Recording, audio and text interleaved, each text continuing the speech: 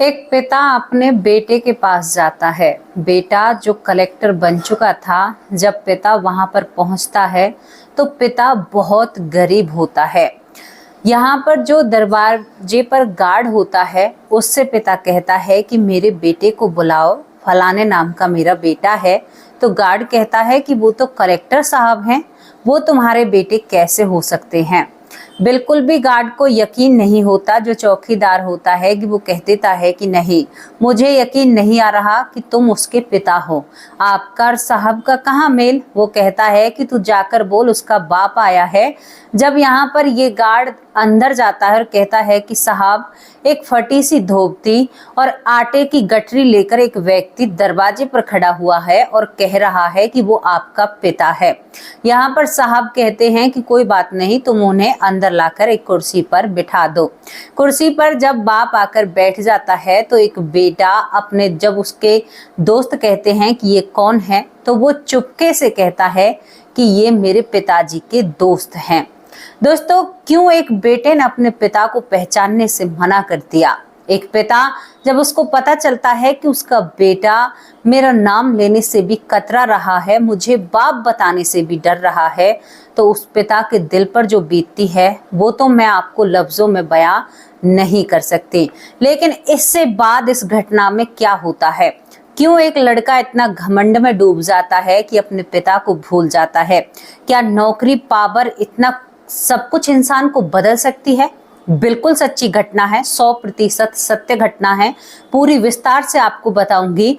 पैसा और पावर इंसान को, देखो, एक ताकतवर इंसान तो बनाता है, लेकिन एक घमंड भी वो साथ में लेकर आता है। जो इंसान हमें देखने में सीधा साधा भोला भाला लगता है, वो इंसान एकदम से हमारे सामने बदल जाता है। आज मैं अपने चैनल पर कुछ हटकर स्टोरी लेकर आई हूँ। क्यों लेकर आई हूँ? क्योंकि इसमें भी भगवान से जुड़ी हुई कुछ बातें हैं। तो ये कहानी, ये घटना मुझे आप लोगों को बतानी सही लगी और मैं अपने परिवार से ये घटना साझा करना चाहती हूँ। नमस्कार मेरे प्यारे परिवार, कैसे हो आप सभी। मुझे भगवान से मैं प्रार्थना करती हूँ कि मेरा पूरा परिवार अच्छा होगा, सुखी होगा, भला होगा, सबके घरों में सुख शांति बनी रही होगी। तो घटना की शुरुआत करते हैं। चलिए आपको इस घटना के बारे में बताते हैं कि एक पिता से क्या बीतती है। क्या वो बेटा अपने पिता को स्वीकार करेगा? क्या वो बेटा दोबारा कहेगा कि हाँ ये मेरे पिता हैं, या यही कहता रहेगा कि ये मेरे पिता के दोस्त हैं? और जो पिता ने जवाब दिया था ना, आप उसे सुनकर हंसोगे भी और आपके कलेजे को ठंडक भी मिलेगी। जब उस पिता के जवाब को सुनोगे, वो अपने बेटे से जो जवाब देता है ना, बड़ा ही, मुझे तो एकदम खुशी हुई इस बात को जानकर। तो चलिए हमारे साथ आपको बिहार चलना होगा। बिहार में एक गरीब ब्राह्मण था जिनकी एक पत्नी होती है। बिहार का एक गांव होता है। पत्नी बहुत ज्यादा बीमार सी रहा करती थी। पत्नी की तबीयत यानी ठीक नहीं रहा करती थी। लेकिन ये ब्राह्मण जो होता है, कथा करता है, कहीं पर हवन करता है, इस तरह का ब्राह्मण था। तो उनसे जो पैसे कमते हैं उसी से घर की आय, घर का काम चल रहा था। इनका एक बेटा होता है। बेटा बहुत खूबसूरत था, बहुत दिमागदार था और बहुत ही होशियार बेटा होता है। इसके बाद जिंदगी थोड़ी सी आगे चलती है। बेटा जब 5 साल की उम्र में होता है तो यहाँ पर जो ब्राह्मण होता है, उसकी पत्नी इस दुनिया से चली जाती है बीमारी के कारण। दोस्तों, कुछ चीजों की वजह से मैं इस परिवार का नाम आपके सामने नहीं रख पा रही हूँ। वो चीजें भी अंत में मैं क्लियर कर दूंगी आप लोगों के सामने। अब जब पत्नी चली जाती है तो एक 5 साल के बेटे की जिम्मेदारी एक पिता के कंधों पर आ जाती है। काम कितना, कोई खेती नहीं, बाड़ी नहीं, केवल दूसरों के घर में हवन करना, यहाँ पर कोई मर जाए तो हवन करना, किसी बच्चे का जन्म हो तो वहां पर नामकरण करना, हवन करना, इसी तरह से अपने घर को चला रहा था। पिता ने सोच लिया था कि मैं माँ और पिता दोनों की कमी पूरी करूंगा और मैं अपने लाडेश्वर को बहुत पढ़ाऊंगा, लिखाऊंगा। देखना, एक दिन इसको इतना चमकाऊंगा कि ये हीरा बनकर, शायद एक रोशनी बनकर चमकेगा। एक पिता इसी उम्मीद में अपने बेटे को पढ़ाता है। पढ़ाता है, 12वीं तक कराता है, 12वीं से आगे ग्रेजुएशन कराता है और उसके बाद उस बेटे से कहता है कि बेटा तुम्हें आगे बढ़ना होगा। पिता अपनी बातों से बेटे के अंदर मंत्र से फूंक दिया करता था, एक जज्बा ऐसा भर दिया करता था कि वो बेटा भी होकार भरता है। दोस्तों, ये लड़का अब अपनी इच्छा अपने पिता से जताता है, कहता है कि पिताजी मुझे एक कलेक्टर बनना है, कलेक्टर की जो जॉब है या जो ओहदा है वो सबसे बढ़कर है। पिता अपनी बेटे की हाँ में हाँ रखता है। अब पिता जो मतलब दिन में काम किया करता था, मतलब कि दिन के जो काम थे, कुछ कामों को छोड़ भी दिया करता था, जिस हिसाब से घर में खर्चे थे उसी तरह से काम करता है। लेकिन जब पता चलता है कि बेटे को पैसों की जरूरत है तो एक पिता ज्यादा मेहनत करने लगता है। इसका बेटा बाहर पढ़ने के लिए चला जाता है। दोस्तों, ये घर से पैसे पहुंचाता है, एक टाइम का खाना खाता है, लेकिन बेटे को कोई कमी नहीं होने देता। ये ब्राह्मण पिता बेटे को पैसे पहुंचाता रहता है और बेटा वहां पर पढ़ाई करता रहता है। दोस्तों, एक बार में ही ये बेटा सभी टेस्ट और यहाँ पर इंटरव्यू क्लियर कर लेता है। पिता को पता चलता है कि मेरा बेटा कलेक्टर बन चुका है और ये पटना में कलेक्टर बनते हैं, तो पिता फूला नहीं समाता है, गांव में मिठाई बांटता है, हर घर में कहता है, जहां पर हवन किया करता था, जहां पर जिनके घर में कथा किया करता था, भागवत कथा तो नहीं, यहाँ पर सत्यनारायण की कथा या ऐसी कथाओं का वो उच्चारण किया करते थे। जिस तरह के पंडित थे सभी को मेरा बेटा कलेक्टर बन चुका है। अरे फलाने, तुम्हें अगर कोई काम हो ना तो मेरे बेटे को बताना, मेरा बेटा कलेक्टर है। बेचारा भोला भाला पिता था तो इसी तरह से करता है, ज्यादा जानकारी होती नहीं है। और यहाँ पर मिठाई बांटने के बाद अब बेटे से बात करने लगता है। बेटे से कहता है कि बेटे तू घर क्यों नहीं आता है। वो कहता है कि बाबा मुझे यहाँ पर बहुत सारे काम लगे हुए हैं। वो बेटा पढ़ने के लिए उस गांव से जब से निकला था उसके बाद अपने पिता से मिलता ही नहीं है। कई बार पूछने पर अपना पता बताता है अपने पिता को, तो ये पिता मन में बड़ा हर्षाता है, कहता है कि मेरा बेटा कलेक्टर बना है, काफी दिनों से घर से बाहर गया है, अब मैं इसके लिए कुछ सामान लेकर जाऊंगा और इसे यानी एकदम से बहुचक्का कर दूंगा कि मैं एकदम से इसके सामने आ गया। वो पिता सतुआ, अगर आप जानते हो तो कई तरह के अनाज को पीसकर बनाया जाता है, पानी में घोलकर पिया जाता है, सतुआ तैयार करता है। एक थैला होता है जो कट्टे का सिला हुआ थैला होता है, उसमें करीबन 4 किलो सतुआ भरता है। आप सोच कर देखिए, वो कहता है कि मेरा बेटा हट्टा खट्टा है और अब तो कलेक्टर और बन चुका है, ज्यादा जिम्मेदारी कंधों पर है, तो मैं अपने बेटे को सतुआ पिलाऊंगा। थोड़ा सा घी एक डिब्बे में रखता है, बेचारे ने इधर उधर से इकट्ठा किया था, घी रखता है, सतुआ रखता है, कुछ थोड़ी सी मट्ठी घर में बनाता है। मट्ठी दोस्तों, यहाँ पर बाजरे के आटे की मट्ठी वो अपने बेटे के लिए तैयार करता है। देखो एक पिता कितनी सारी चीजें सजो कर ले जाता है। स्वापे में इन सब चीजों को बांधकर और कंधे पर गमछे में बांधकर कंधे पर डाल लेता है। घी का डिब्बा हाथ में ले लेता है कि कहीं कपड़े गंदे ना हो जाएं। ठीक ठाक से कपड़े उसने तैयार किए और कपड़ों को पहनकर अब सिर गंजा, चोटी पीछे लटक रही है, जनेऊ पहना हुआ है और पूरे पंडित जी के रूप में अब चल देते हैं उस एड्रेस पर जहां पर उसका पिता पटना में, जहां पर उसका बेटा पटना में नौकरी कर रहा है। जब वो अपने बेटे के पास पहुंचता है उस एड्रेस पर, तो बाहर उसे एक गार्ड मिलता है। अंदर बेटा अपने साथियों के साथ, मतलब जो उसके साथ की टीम थी उसके साथ खाना खा रहा था। तभी गार्ड कहता है कि ए बाबा, कहाँ घुसे जा रहे हो? आपकी कोई बारिश हो रही है, आपको किससे मिलना है? ऐसे कैसे बिना इजाजत के बाबा तुम मुझे बिना पूछे अंदर जा रहे हो? तो वो घूमकर देखता है, बड़ा इटलाकर कहता है कि तुम्हें नहीं पता, जो यहाँ के कलेक्टर हैं वो मेरे बेटे हैं। तो यहाँ पर गार्ड कहता है कि ए बाबा, क्यों झूठ बोलते हो? तुम्हारा बेटा कलेक्टर कैसे हो सकता है? साहब में और आप में तो जमीन आसमान का फर्क है। वो कहता है कि क्या पागल समझा है? जाकर अपने साहब को बोल तेरा पिता आया है, तेरा बाप आया है। दोस्तों, यहाँ पर इसके कहने पर वो गार्ड भी बुजुर्ग व्यक्ति देखकर अंदर जाता है, कहता है कि सलाम साहब, प्रणाम करता है साहब को और कहता है कि साहब, एक बुजुर्ग व्यक्ति है, गमछे में कुछ बंधा हुआ कंधे पर डाल रखा है, हाथ में एक लाठी है और कह रहा है कि आपके पिता हैं।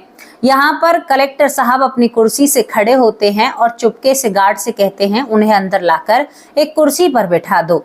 यहाँ पर गार्ड सुनकर इन बातों को उस बुजुर्ग व्यक्ति को, पंडित जी को अंदर ले आते हैं और कुर्सी पर बैठा देते हैं। थोड़ी दूर बेटा इशारा कर कर कहता है कि मैं खाना खा के आपके पास आ रहा हूँ। पिता मुस्कुराता हुआ हाथ को करता है कि हाँ बेटा तू अपना पेट भर। मतलब वो बोलता नहीं है, इशारों में ही वो समझ रहा था कि कोई काम चल रहा है, बड़े लोग हैं, मेरा बोलना ठीक नहीं रहेगा। लेकिन वहां पर जो वो लोग बात कर रहे थे वो सब कुछ पिता को बहुत साफ सुनाई दे रहा था। तभी यहाँ पर ये सभी लोग इकट्ठा होते हैं तो ये कहते हैं इस कलेक्टर साहब से कि ये कौन लगते हैं आपको क्या ये जानते हैं? अब यहाँ पर बेटे को पसीने आने लगते हैं। बेटा बहुत कोशिश करता है, दबी सी आवाज में कहता है कि ये मेरे पिता के दोस्त हैं, क्योंकि बेटा यहाँ पर शर्मिंदगी महसूस कर रहा था अपने पिता के हुलिया को देखकर, कहाँ मैं और कहाँ मेरे पिता। जब ये फर्क और ये बात कानों में पिता के पड़ती है, क्योंकि पिता तो कान लगाकर बैठा था कि मेरा बेटा कलेक्टर है, देखो कैसे अच्छे कपड़े पहन रखे हैं, कैसे 4 लोगों में बैठकर खाना पीना कर रहा है। दोस्तों बाप तो फूला नहीं समा रहा था। लेकिन उसके बाद जैसे ही पिता को ये बात सुनती है कि इसने तो मुझे अपने पिता का दोस्त बता दिया, आखिर ऐसा क्यों? तो पिता भी पंडित था भाई, पंडित जी था, कई घरों में आना जाना था, तो परिस्थितियों को बहुत समझते थे। सुना था लेकिन आज आंखों से भी देख लिया कि बच्चे इस तरह से बदलते हैं, घोर कलयुग है। इसके बाद ये पिता कुर्सी से खड़ा होता है, जो पंडित जी होता है वहां पर पहुंचता है और उन सभी लोगों से कहता है कि मैं आप सभी को प्रणाम करता हूं, आप बड़े लोग हैं। तो वो लोग सभी कहते हैं कि नहीं नहीं अंकल जी, आप हमसे उम्र में बड़े हैं तो आप हमें प्रणाम क्यों करेंगे? तो यहाँ पर ये कहता है कि आपके साहब ने जो मेरे बारे में बताया है ना, वो सही से नहीं बताया। अब सभी कहते हैं कि क्यों, ऐसा क्या हो गया, आप क्या इनके पिता के दोस्त नहीं हैं? तो यहाँ पर ये पिता कहता है कि मैं इनके पिता का दोस्त नहीं हूँ, मैं इनकी माँ का दोस्त हूँ। आपके साहब से बताने में कोई गड़बड़ी हो चुकी है, मैं इनकी माँ का पक्का दोस्त हूँ। इनकी माँ जब तक जी थी, जब तक मेरे ही साथ रही थी, मैं इसकी माँ का कसम हूँ। और इसकी माँ जब इस दुनिया से जाती है तो शायद इसके हाथ को मेरे हाथ में देकर जाती है, लेकिन मुझे नहीं पता था कि मेरे बेटे के अंदर इतनी कालिक भरी हुई है। मैं माँ का कसम होते हुए कैसे बदल सकता हूँ? कैसे मैं इसके पिता का दोस्त बन सकता हूँ जब इसकी माँ का मैं यार हूँ?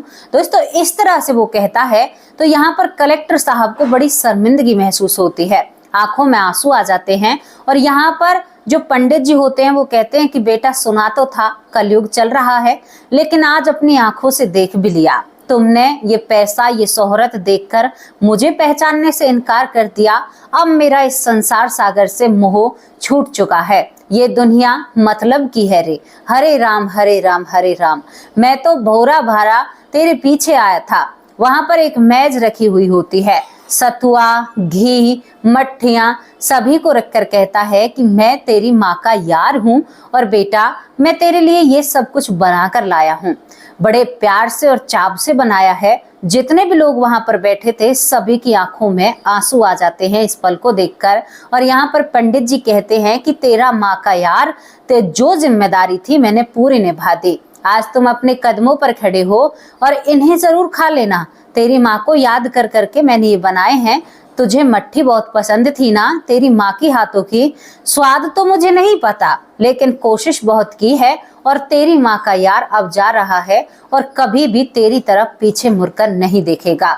इसके बाद कलेक्टर साहब, पिताजी मुझे माफ कर दो, चरण पकड़ते हैं, सीधे लौट जाते हैं। लेकिन यहाँ पर पंडित जी पीछे मुड़कर नहीं देखते हैं।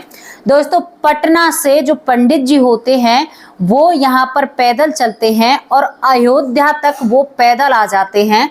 इतना ज्यादा उनके अंदर एक दुख और एक तकलीफ का समंदर भर जाता है कि मेरे बेटे ने मेरे साथ ऐसा किया, और उनकी आंखों से आंसू सूखते नहीं हैं। पैदल अयोध्या तक वो सफर तय करते हैं, सच्ची घटना आपको बता रही हूँ। और वैराग्य में वो प्रवेश कर जाते हैं, वैराग्य को अपना लेते हैं और यहाँ पर सुदामा कुटी में रहकर वो आगे का जीवन व्यापन करते हैं। सुदामा कुटी में रहते हुए रामचंद्र दास जी के शरण लेते हैं और वहां पर अपनी जिंदगी को आगे काटते हैं। अपनी जिंदगी को बड़े ही अच्छे तरीके से भगवान के चरणों में समर्पित करते हैं और हर रोज ये कहते हैं कि वाह रे कलयुग तेरी बड़ी नीति। बेटे ने पिता को पहचानने से मना कर दिया, बड़ा घोर कलयुग है। बेटा कई बार पिता को मनाने के लिए आता है, लेकिन यहाँ पर पंडित जी एक बार भी अपने बेटे से नहीं मनते और कहते हैं कि बेटा मैंने मोह माया सब कुछ त्याग दी है। तू मेरा बेटा भले ही है, इसे संसार नहीं भुला सकता, मैं नहीं छुड़ा सकता, लेकिन अब मेरा तेरा कोई रिश्ता नहीं है। जैसे मेरे राम राखेंगे वैसे मैं रहूंगा। उस दिन रिश्ता खत्म हो चुका था जिस दिन तुमने दोस्तों से कहा था कि ये मेरे पिता के दोस्त हैं। आज से मेरा तेरा कोई रिश्ता नहीं है। तुम अपनी जिंदगी अपने हिसाब से जियो, शादी करो मत करो, आगे रहो मत रहो, मैं यहाँ पर बहुत खुश हूँ। और एक बेटे के लाख कहने पर भी वो पिता अपने कदम नहीं मोड़ता है। आखिरी सांस तक वो सुदामा कुटीम है, अपनी आखिरी सांस लेता है। दोस्तों, इस कहानी से यही हमें हासिल होता है कि ये जो शोहरत होती है ना, ये जो पैसा होता है, इंसानों को बदल देता है, इंसानों की फितरत बदल देता है, इंसानों को घमंड दे देता है। लेकिन देखो, पैसा कितना भी आ जाए, लेकिन अपने माँ बाप को कभी नहीं भूलना चाहिए। अरे पैसा तो ऐसी चीज है, भाई से भाई को भुलवा देती है। पति पत्नी भी एक दूसरे से दूर हो जाते हैं पैसे के चक्कर में। यहाँ पर बहन बहन की दुश्मन हो जाती है, यहाँ पर माँ बेटे पैसों के लिए एक दूसरे से दूर हो जाते हैं। कितने आपको संदेश और एग्जाम्पल दूं, मैं जितने दूंगी उतने ही कम हो जाएंगे। तो आपको ये स्टोरी कैसी लगी, जहां पर एक बेटे के हाथ में पैसा आते ही उसने बेटे को पहचानने से इनकार कर दिया, लेकिन एक पिता ने भी कड़ा फैसला लेते हुए साबित कर दिया कि मेरे तो मुझे राम रखवैया हैं, वही मुझे राखेंगे, तुम होते कौन हो मुझे रखने वाले। और वो आखिरी सांस तक राम राम भजकर इस दुनिया से जाते हैं। कभी भी उसके बाद अपने कलेक्टर बेटे से नहीं मिले। अब मैंने यहाँ पर नाम क्यों नहीं बताया दोस्तों, देखो किसी का नाम जुड़ा हुआ है, किसी के नाम को मैं समाज के सामने नहीं लाना चाहती। उन बाप और बेटे की बात थी, लेकिन ये घटना काफी चर्चित है, प्रसिद्ध है, और इस घटना को कई बार दबाया भी जाता है क्योंकि कलेक्टर साहब थे। तो आपको ये स्टोरी कैसी लगी, इसके बारे में अपनी राय कमेंट बॉक्स में जरूर रखना। और कभी भी पैसे को देखकर अपनी मानसिक हालत को, अपने घमंड को अपने सामने मत लाना। रिश्तों में पैसा और घमंड इस चीज की कोई जगह नहीं होती। जिस दिन आपने घमंड और पैसे को रिश्ते के बीच में लाकर खड़ा कर दिया, उस दिन आज आप अपने रिश्ते को भूल जाना, ये मैं आपसे कह रही हूँ। आप समझ रहे हो तो बहुत अच्छे से कह रही हूँ। जिस दिन आपने घमंड दिखाया और पैसा दिखाया, उस दिन रिश्ते की बात बिल्कुल मत करना। वो रिश्ता चल ही नहीं सकता, वो रिश्ता डट ही नहीं सकता जहां पर पैसा और घमंड आ जाता है। पैसा 4 दिन की चांदनी है, रिश्ता बुढ़ापे तक चलेगा। जब तक तुम मरोगे तब तक उस रिश्ते के नाम से कहीं ना कहीं तुम्हें जाना जाएगा। तो रिश्ते से तुम पीछा नहीं छुड़ा सकते, पैसा तुमसे पीछा छुड़ा सकता है, पैसा तुम्हें छोड़ कर जा सकता है। तो जैसी भी आपको घटना लगी हो, अपनी राय कमेंट बॉक्स में लिखना। अब आप लोगों से विदा लेती हूँ। शाम के वक्त हाजिर होंगे एक सच्ची और अच्छी स्टोरी के साथ। और दोस्तों, नमस्कार, जय हिंद, जय भारत।